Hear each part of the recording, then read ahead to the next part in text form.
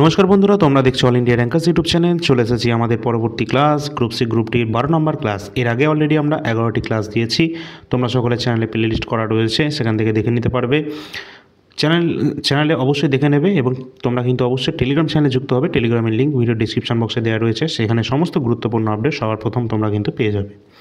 চ্যানেলটা তোমরা একটু লাইক করে রাখবে এবং শেয়ার করে দেবে ক্লাসগুলিকে। তো চলো, আজকে আমাদের প্রথম প্রশ্ন শুরু হচ্ছে। কোন ভাইসরয় ভারতের সমবায় সমিতি চালু করেছিলেন? ভারতের সমবায় সমিতি চালু করেছিলেন কোন ভাইসরয়? সঠিক অ্যান্সার আমাদের হয়ে যাবে লর্ড কার্জন।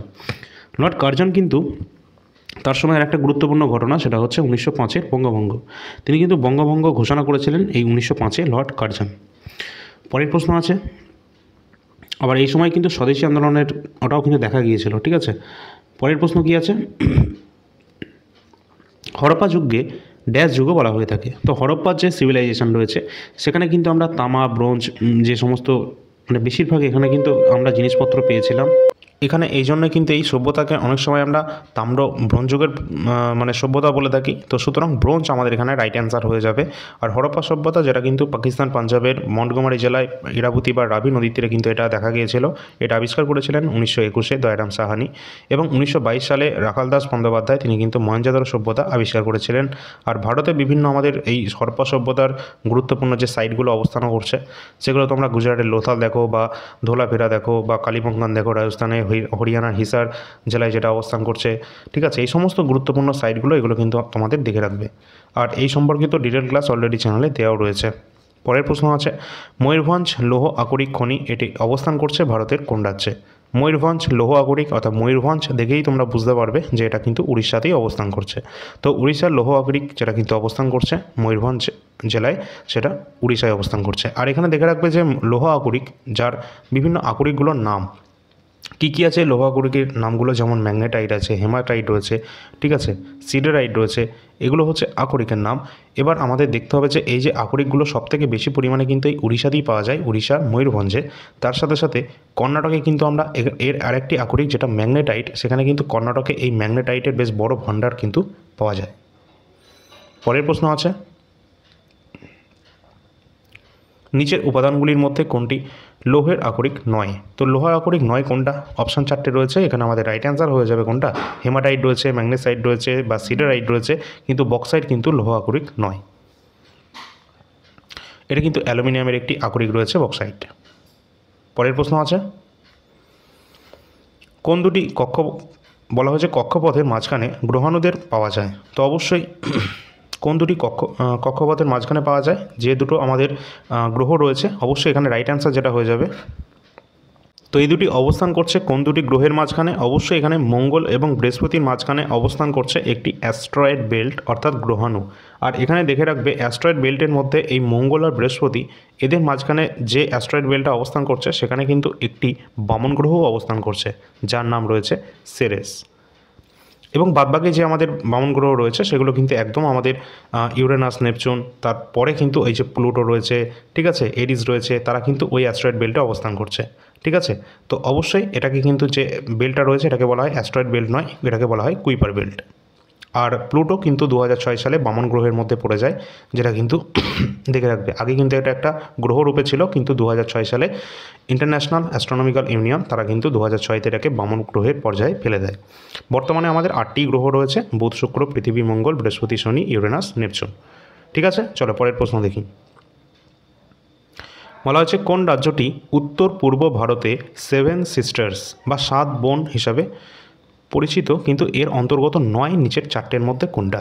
তো এখানে আমাদের 4টে অপশান দেওয়া রয়েছে, এর মধ্যে 3টে রয়েছে আমাদের 7 সিস্টারের মধ্যে পড়ছে। তো আমাদের আগে দেখে নিতে হবে 7 সিস্টার্স কোন কোনগুলো। তো উত্তর পূর্ব ভারতের যে টোটাল 7টি রাজ্য রয়েছে, যারা 7 সিস্টার্স নামে পরিচিত, কোন কোন? ফার্স্টে আমরা দেখব অরুণাচল প্রদেশ রয়েছে, আসাম রয়েছে, মণিপুর, মেঘালয়, মিজোরাম এবং নাগাল্যান্ড, আর তার সাথে আছে ত্রিপুরা। এই টোটাল 7টি রাজ্য রয়েছে, যারা কিন্তু 7 সিস্টার্সের মধ্যে পড়ে। কিন্তু আমরা এখানে সিক্কিমকে কোনোরকমভাবে দেখতে পাচ্ছি না, সুতরাং এটা আমাদের রাইট অ্যান্সার হয়ে যাবে। পরের প্রশ্ন আছে,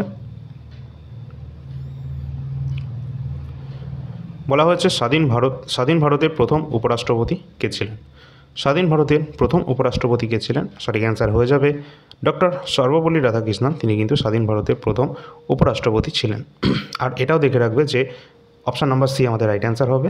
আর এই যে রাধাকৃষ্ণন, তিনি কিন্তু 1954 সালে যে প্রথম ভারতরত্ন পুরস্কারটি দেওয়া হয়েছিল, তিনি কিন্তু ভারতরত্ন পুরস্কারও সম্মানিত হয়েছিলেন। তার সাথে আরও দুজন ব্যক্তি ছিলেন, চক্রবর্তী রাজা গোপালাচারী, সর্বপল্লী রাধাকৃষ্ণন এবং সিভি রমন।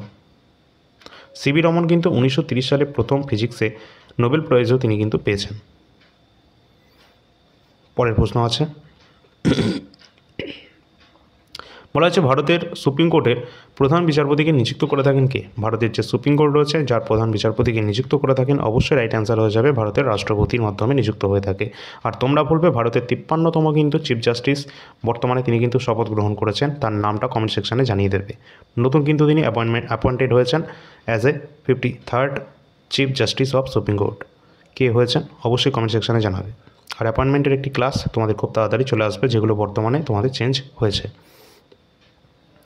পরের প্রশ্ন, ভারতের সংবিধান সভার প্রথম অধ্যক্ষ কে ছিলেন? অবশ্যই আমাদের রাইট অ্যান্সার হয়ে যাবে সংবিধান সভার প্রথম অধ্যক্ষ ছিলেন জি.ভি. মাভলঙ্কার, গণেশ বাসুদেব মাভলঙ্কার। পরের প্রশ্ন আছে, ভারতের পঞ্চায়েতি রাজ ব্যবস্থার সূত্রপাত কোন সংবিধানের নিম্নলিখিত কোন সংশোধনীর মাধ্যমে? অবশ্যই পঞ্চায়েতি রাজ ব্যবস্থা, যেটা কিন্তু প্রথম এটা চালু হয়েছিল, যেটা কত নম্বর সংবিধান সংশোধনীর মাধ্যমে? যেটা কিন্তু অবশ্যই রাইট অ্যান্সার হয়ে যাবে 73 নম্বর সংবিধান সংশোধনীর মাধ্যমে, সাল 1992-তে। 1992-তে যে 73তম সংবিধান সংশোধনীর মাধ্যমে সংবিধানের নবম অংশ অর্থাৎ পার্ট নাম্বার 9-এ কিন্তু এটা অন্তর্ভুক্ত রয়েছে, যেটা কিন্তু 11 নম্বর শিডিউলও কিন্তু দেওয়া রয়েছে। আমাদের যে তপশিলগুলো রয়েছে টোটাল 12টি, তার মধ্যে 11 নম্বর স্থানে কিন্তু রয়েছে এই পঞ্চায়েত সম্পর্কে। আর এই পঞ্চায়েতি রাজ ব্যবস্থা প্রথম চালু হয়েছিল রাজস্থানের নাগর ডিস্ট্রিক্টে। কত সালে হয়েছিল? 1959-এ। এবং রাজস্থানের নাগর ডিস্ট্রিক্টে এটা প্রথম চালু হয়, তারপর অন্ধ্রপ্রদেশে চালু হয়েছিল এটি। ঠিক আছে, তো অবশ্যই দেখে রাখবে, প্রতিটা ইম্পর্টেন্ট। অনেকে বারবার বলছিল যে গ্রুপ সি গ্রুপ ডির জন্য কোনো জিকে কোয়েশ্চেন আনার জন্য, তোমাদের জন্য স্ট্যাটিক জিকে যেটা রেডি হচ্ছে WB KP, WB SSC, group C group D, WB PSC সমস্ত exam, SSC MTS GD constable থেকে শুরু করে সিজিএল সিএইচএসএল-এর মতো এক্সাম বা রেলওয়ে এনটিপিসির মতো এক্সাম, যেখানেই এক্সাম দাও স্ট্যাটিক জিকে তোমাদের অবশ্যই ইম্পর্টেন্ট, যেখান থেকে প্রচুর পরিমাণ কোয়েশ্চেনের ওয়েটেজ কিন্তু রয়েছে স্ট্যাটিক জিকে থেকে। তার জন্য কিন্তু তোমাদের জন্য সবার কথা মাথায় রেখে এটা রেডি করা হচ্ছে। এই যে নাম্বারটি দেখতে পাচ্ছ, এই নাম্বারে যোগাযোগ করতে পারো তোমরা সকলে। এটা কিন্তু এখন অ্যাভেলেবেল নয়, তোমরা সামনের মাসে প্রথম সপ্তাহের মধ্যে অ্যাভেলেবেল হয়ে যাবে এটা। যে সমস্ত টপিক এখানে ইনক্লুড করা রয়েছে সেগুলো তোমরা সকলেই স্ক্রিনে দেখতে পাচ্ছ। এছাড়াও অন্যান্য আরও গুরুত্বপূর্ণ কিছু টপিক এখানে কিন্তু অ্যাড করার কাজ চলছে, এখনও এটা পর্যন্ত কমপ্লিট হয়নি।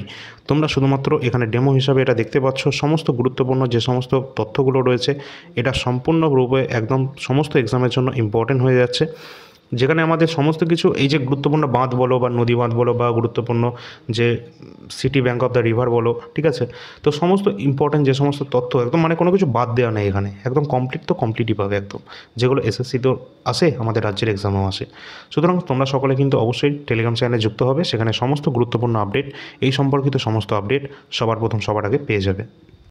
আমাদের কাছে অ্যাভেলেবেল রয়েছে জানুয়ারি থেকে সেপ্টেম্বর পর্যন্ত কারেন্ট অ্যাফেয়ার্স 2025-এর। এই 2025-এর কারেন্ট অ্যাফেয়ার্স কিন্তু প্রতি মাসে 450-এর কাছাকাছি নাম্বার অফ কোয়েশ্চেন রয়েছে। ₹20 কিন্তু প্রাইস রয়েছে প্রতি মাসের জন্য। যাদের প্রয়োজন রয়েছে ডেসক্রিপশন বক্সে নাম্বার পাবে, সেই নাম্বারে যোগাযোগ করবে। এবং এটা কিন্তু অবশ্যই জানুয়ারি থেকে সেপ্টেম্বরের যে কোনো মাস তোমরা কিন্তু নিতে পারো। আর 2024-এর যে কারেন্ট অ্যাফেয়ার্স রয়েছে, যেটা জানুয়ারি থেকে ডিসেম্বর পর্যন্ত অ্যাভেলেবেল রয়েছে, যেখানে 1200 কোয়েশ্চেন টোটাল রয়েছে, যার সাথে 50টা পেজ রয়েছে। এই 50টা পেজের মধ্যে রয়েছে টোটাল 2024-এর জিস্ট। এই টোটালটা 2024-এর জন্য তোমরা 80 টাকার মধ্যে পেয়ে যাবে। রাজ্যে তোমরা যে কোনো এক্সাম দাও না কেন, এখান থেকে 100% ইতিহাস থেকে প্রশ্ন তোমাদের কিন্তু চলে আসবে, সেটা রাজ্যের যে কোনো এক্সাম হোক না কেন। এখানে তোমরা দেখতে পাচ্ছ সমস্ত যে ইতিহাসের প্রশ্ন উত্তর খুব সুন্দরভাবে কিন্তু দেওয়া রয়েছে, 80টা পেজের মধ্যে কমপ্লিট করা রয়েছে, যেখানে প্রাচীন ভারত, মধ্য ভারত, আধুনিক ভারত একদম তোমাদের সিকোয়েন্স ওয়াইজ কিন্তু এখানে দেওয়া রয়েছে, একদম প্রপার সিকোয়েন্সকে মেনটেন করে। এটা যদি তোমরা যতবার পড়বে ততবার কিন্তু তোমাদের সম্পূর্ণ ইতিহাসটা কিন্তু কভার আপ হয়ে যাবে। যারা তোমরা রাজ্যের যে কোনো এক্সাম ডব্লিউবি কেপি বা গ্রুপ সি গ্রুপ ডি যে কোনো এক্সাম দাও বা পিএসসি কোনো এক্সাম, সমস্ত এক্সামের জন্য কিন্তু এগুলি গুরুত্বপূর্ণ রয়েছে। এই সমস্ত এক্সামকে মাথায় রেখে এটা রেডি করা হয়েছে। যাদের প্রয়োজন রয়েছে ডেসক্রিপশন বক্সের নাম্বারে যোগাযোগ করবে। শেষের দিকে রয়েছে মানসর টাইপের কিছু প্রশ্ন উত্তর, এগুলো যদি তোমরা সামনে পুলিশের এক্সামের জন্য পড়ে যাও, তাহলে এখান থেকেই তোমরা ম্যাক্সিমামটাই কভার পেয়ে যাবে।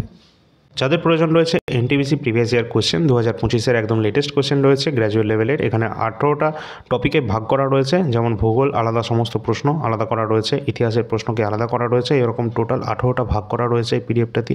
ঠিক আছে, এখানে টোটাল 82টা কিন্তু পেজ সংখ্যা রয়েছে। এই টোটাল পিডিএফটি তোমরা 99 টাকার মধ্যে পেয়ে যাবে। এখানে এনটিপিসি গ্র্যাজুয়েট লেভেলের পেপার 2025-এরটা রয়েছে। এছাড়া 2020-21-এর এনটিপিসিটাও অ্যাভেলেবেল রয়েছে, যেখানে 5000 জিকে কোশ্চেন রয়েছে, সেটাও কিন্তু তোমরা 99 টাকায় প্রাইস রয়েছে ওটা। এখানে 133টা শিফটের সলিউশন পাবে 2020-21-এর। যাদের প্রয়োজন রয়েছে নিয়ে নেবে। এছাড়া রয়েছে এসএসসি জিডি কনস্টেবল, সামনে আমাদের ভ্যাকেন্সি প্রকাশিত হতে চলেছে এসএসসি জিডি, যার জন্য কিন্তু তোমরা 2024-2025 দুটোই আমাদের কাছে রয়েছে previous year GK question shift wise, এবং এগুলো সমস্ত আমাদের কাছে পিডিএফ যেগুলো রয়েছে সবই কিন্তু প্রিন্টেবল ফরম্যাট A4 সাইজের দেওয়া রয়েছে। যাদের প্রয়োজন রয়েছে অবশ্যই নিয়ে নেবে। এখানে 50 টাকার মধ্যে 2024 এবং 2025-ও 50 টাকার মধ্যে তোমরা পেয়ে যাবে। সামনে যাদের গ্রুপ ডি রেলওয়ে এক্সাম রয়েছে তারা কিন্তু অবশ্যই বায়োলজি পিডিএফটা রাখতে পারো। তোমাদের কিন্তু অবশ্যই এক্সাম সামনেই খুব তাড়াতাড়ি হয়ে যাবে। কেসের যে আপডেট রয়েছে এখনও পর্যন্ত সেটা কিন্তু খুব তাড়াতাড়ি সলভ আউট হয়ে যাবে। আর এখানে RPF SI subject wise PDF available রয়েছে, এবং অন্যান্য পিডিএফ যেগুলো রয়েছে সেগুলো তোমরা নিতে পারো যার যেটা প্রয়োজন রয়েছে। সামনে যারা রেলওয়ে এক্সাম দেবে বা আমাদের রাজ্যের যদি তোমরা এক্সাম দিয়ে থাকো, অবশ্যই কিন্তু তোমরা এই যে বইটা রয়েছে বইটা কিন্তু নিয়ে নেবে। সুবীর দাসের ম্যাথ যে বইটি রয়েছে সবথেকে এখনও পর্যন্ত বাংলা ভাষায় সর্বশ্রেষ্ঠ বইয়ের মধ্যে একটি। এছাড়া রিজনিং রয়েছে আর.এস. আগরওয়ালের বাংলা ভাষায় বই, খুবই সুন্দর বই রয়েছে, এটাও কিন্তু তোমরা নিতে পারো। ডেসক্রিপশন বক্সে লিঙ্ক দেওয়া রয়েছে রিজনিংয়ের জন্য বাংলা ভাষায়। এছাড়া যারা পিএসসি যে ক্লার্কশিপ বা মিসলেনিয়াস বা তোমরা যে কোনো পুলিশের জন্য ডেসক্রিপটিভ প্র্যাকটিস করতে চাও, তারা কিন্তু এই বই দুটি তোমাদের জন্য এখনও পর্যন্ত বেস্ট বই রয়েছে। লীলা রয়ের রয়েছে এবং তপতি পাবলিকেশনে রয়েছে। যাদের প্রয়োজন রয়েছে ডেসক্রিপশনে সমস্ত লিঙ্ক রয়েছে, নিয়ে নেবে। আর যাদের প্রয়োজন নেই তারা কিন্তু অবশ্যই এই যে অ্যাডের যে সেকশনটা রয়েছে অবশ্যই তোমরা কিন্তু এই টাইমটা স্কিপ করে দেবে, নাহলে তোমাদের কিন্তু অনেক সমস্যা হয়ে যাবে আর কি। ঠিক আছে, টাইম নষ্ট হবে, স্কিপ করে দেবে যেটা। আচ্ছা, পরের প্রশ্ন যেটা রয়েছে, এক হর্স পাওয়ার বা এক অশ্ব শক্তি এটা ইকুয়াল টু কত ওয়াট হয়ে থাকে? অবশ্যই রাইট অ্যান্সার হয়ে যাবে, যেটা 746 ওয়াট কিন্তু হয়ে থাকে এক হর্স পাওয়ার ইকুয়াল টু। পরেরটা আছে, নিম্নলিখিত ভিটামিনের অভাবের জন্য বেরিবেরি রোগের উৎস কোনটা? আচ্ছা, বেরিবেরি যেটা রয়েছে না, এর উৎস রয়েছে কোনটি? অবশ্যই যেটা রয়েছে ভিটামিন বি। ভিটামিন বি এর অভাবেই কিন্তু বেরিবেরি রোগ লক্ষণটা কিন্তু দেখা যায়। এবং আমরা দেখে নেব বিভিন্ন গুরুত্বপূর্ণ ভিটামিনগুলো রয়েছে। ভিটামিন এ রয়েছে, যার রাসায়নিক নাম কিন্তু রেটিনল। এর অভাবে কিন্তু রাতকানা বা জেরপ্থ্যালমিয়া রোগ লক্ষণ দেখা যায়, যেটা চোখে ছানি পড়ে, অস্পষ্ট ভাব পরিলক্ষিত হয়। এছাড়া ভিটামিন বি1 রয়েছে, যেটা থায়ামিন বেরিবেরি রোগ হয়ে থাকে যার অভাবে। ভিটামিন বি2 রাইবোফ্লাভিনের অভাবে হয়ে থাকে বিভিন্ন রোগ। এছাড়া ভিটামিন বি3 রয়েছে, যার অভাবে কিন্তু প্লেগ্রা রোগ হয়ে থাকে, নিয়াসিন। ভিটামিন সি রয়েছে, অ্যাসকর্বিক অ্যাসিড যার রাসায়নিক নাম। সমস্ত ধরনের টক ফলে কিন্তু এটা পেয়ে থাকি আমরা, এবং এর অভাবে কিন্তু স্কারভি অর্থাৎ মাড়িতে যে ঘাটা হয়ে থাকে না, সেই ধরনের কিন্তু রোগ লক্ষণ দেখা যায়। এছাড়া ভিটামিন ডি, যেটা কিন্তু ক্যালসিফেরল, এর রাসায়নিক নাম রয়েছে। ছোটদের এক্ষেত্রে এর অভাবে হয়ে থাকে রিকেট, এবং বড়দের হয়ে থাকে অস্টিওম্যালেশিয়া। ঠিক আছে, তো এইগুলো তোমরা একটু দেখে রাখবে। বলা হচ্ছে বৈদ্যুতিক বাল্বের ফিলামেন্টে যে ধাতু দিয়ে তৈরি সেটা কোনটা? অবশ্যই এটা কিন্তু আমাদের রাইট অ্যান্সার হয়ে যাবে টাংস্টেন। টাংস্টেন দিয়ে কিন্তু তৈরি করা হয় যে বৈদ্যুতিক বাল্বের যে ফিলামেন্ট রয়েছে সেটি। পরের প্রশ্ন আছে, একটি বাদ্যযন্ত্র দ্বারা উৎপাদিত একটি শব্দের পিচ বা ফ্রিকোয়েন্সি নির্ধারণ করে এমন প্রাথমিক ফ্যাক্টর কি? তো অবশ্যই এখানে আমাদের রাইট অ্যান্সার হয়ে যাবে যে স্পন্দিত যে অংশের দৈর্ঘ্য রয়েছে, এটি কিন্তু রাইট অ্যান্সার হয়ে যাবে। পরের প্রশ্ন আছে, গাছপালার পাতার আকার প্রভাবিত হয় কিসের কারণে? তো এখানে অপশান রয়েছে 4টে, আমাদের রাইট অ্যান্সার অবশ্যই হবে তাপমাত্রা এবং আর্দ্রতা উভয়ের কারণেই কিন্তু এই গাছের যে পাতার আকার সেটা কিন্তু প্রভাবিত হতে পারে। পরের প্রশ্ন আছে, রক্তে প্লেটলেট সংখ্যাকে চিকিৎসা ক্ষেত্রে কী বলা হয়ে থাকে? তো অবশ্যই এটাকে কিন্তু বলা হয়ে থাকে, যদি কম থাকে প্লেটলেটের সংখ্যা রক্তে, তো সেক্ষেত্রে কিন্তু এটাকে থ্রম্বোসাইটোপেনিয়াও কিন্তু বলা হয়ে থাকে। আর এই কোশ্চেনটা হয়তো তোমাদের পিএসসির কোনো এক্সামে কিন্তু চলে এসেছে। পরের প্রশ্ন আছে, কোন ভিটামিন রাইবোফ্লাভিন নামে পরিচিত? এটা আমরা একটু আগেই দেখে নিলাম, ভিটামিন বি2 যেটা রয়েছে, যেটা কিন্তু রাইবোফ্লাভিন কিন্তু এর রাসায়নিক নাম কিন্তু রয়েছে। আর ভিটামিন বি2 অবশ্যই দেখে রাখবে। ভিটামিন বি1 যেটা কিন্তু থায়ামিন, এর অভাবে কিন্তু বেরিবেরি যে রোগ লক্ষণটা আমরা দেখেছিলাম সেটা হয়ে থাকে। বলা হয়েছে রূপার রাসায়নিক প্রতীক কোনটা? তো রূপা যেটা রয়েছে সিলভার, এর রাসায়নিক প্রতীক রয়েছে অবশ্যই এজি যেটি রয়েছে সেটি কিন্তু, যেটা রূপার ক্ষেত্রে আমাদের রাইট অ্যান্সার হবে। এও যেটা রয়েছে সেটা সোনা, ঠিক আছে, এজি কিন্তু রূপা। পরেরটা আছে,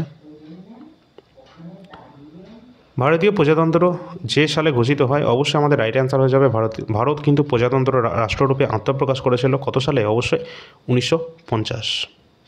1950-এর 26 জানুয়ারি ভারত কিন্তু এখানে প্রজাতন্ত্র দিবস আমরা পালন করে থাকি, যেদিন আমাদের সংবিধানকে কার্যকর করা হয়েছিল সম্পূর্ণ ভারতে। পরের প্রশ্ন আছে, বলা হয়েছে ভারতের সংবিধান যে সালে গৃহীত হয়, অবশ্যই ভারতের সংবিধান গ্রহণ করা হয়েছিল কোন তারিখে? যেটা কিন্তু রাইট অ্যান্সার হয়ে যাবে 26 নভেম্বর 1949-এ। এই দিন আমরা সংবিধান দিবস পালন করি। কোন দিনে? 26শে নভেম্বরে, কনস্টিটিউশন ডে। এবং 26শে জানুয়ারি 1950-এ ভারত স্বাধীন এখানে কিন্তু প্রজাতন্ত্র রাষ্ট্ররূপে কিন্তু আত্মপ্রকাশ করে। এই জন্য 26 জানুয়ারি আমরা প্রজাতন্ত্র বা ইন্ডিপেন্ডেন্স ডে হিসাবে পালন করে থাকি।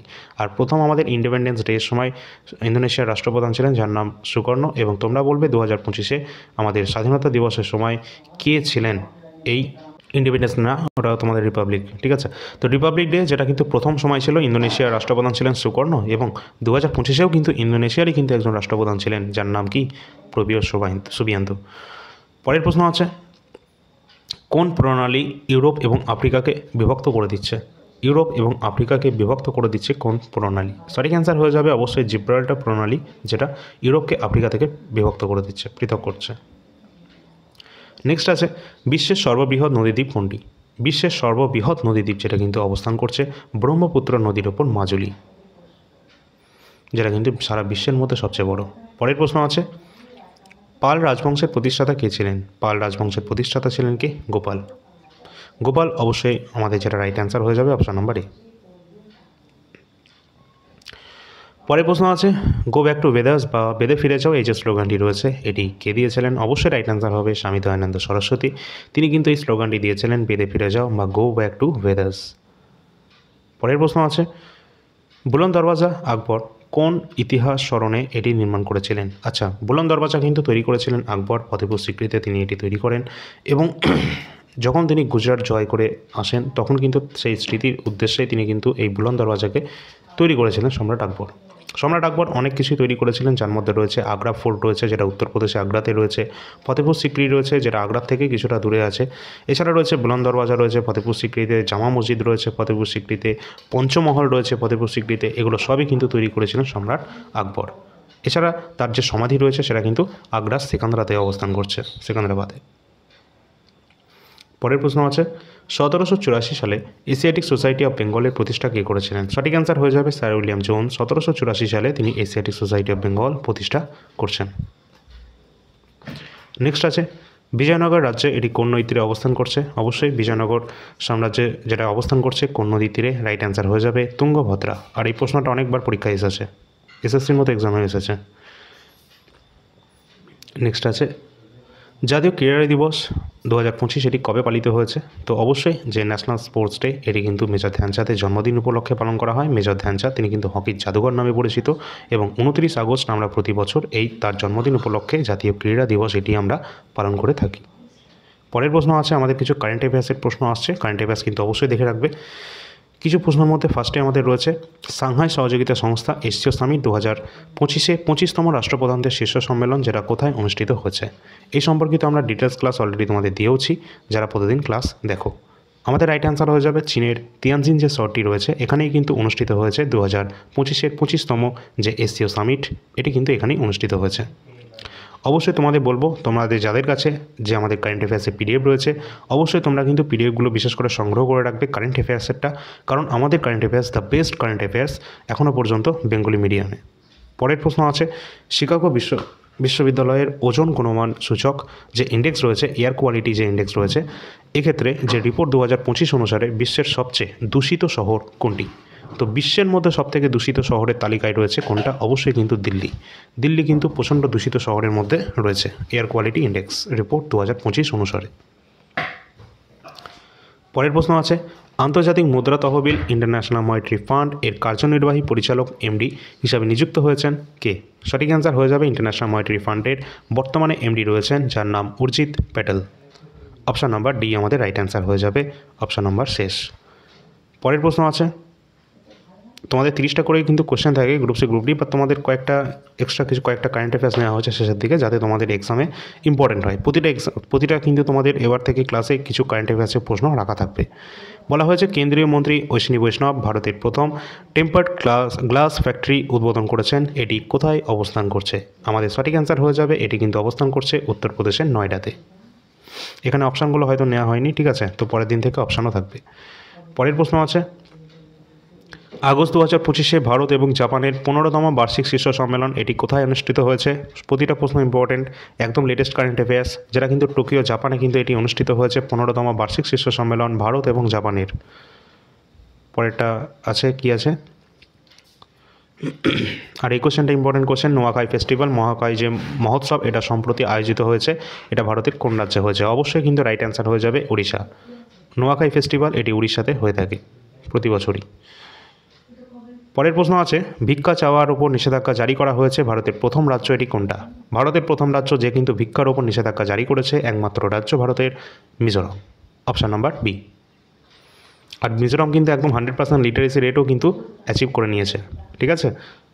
অবশ্যই কারেন্ট অ্যাফেয়ার্সের যে আমাদের ক্লাসগুলো রয়েছে সেগুলো কিন্তু বিশেষ করে প্রতিটা এক্সামের জন্য কিন্তু গুরুত্বপূর্ণ, অবশ্যই কেউ কিন্তু মিস করবে না।